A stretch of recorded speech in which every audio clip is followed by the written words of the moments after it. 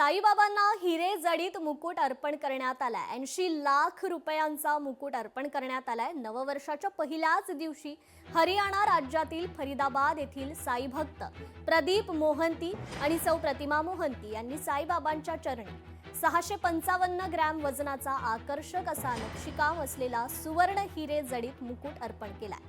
हा मुकुट साईबाबा संस्थानचे मुख्य कार्यकारी अधिकारी गोरक्ष गाडीलकर यांच्याकडे सुपूर्द करण्यात आलाय।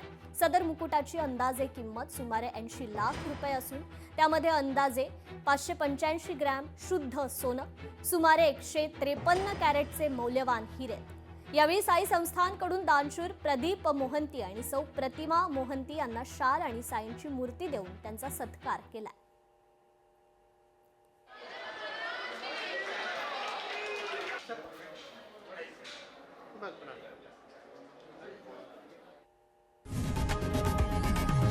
लोकशाही मराठी ऐका, पहा, जागरूक रहा।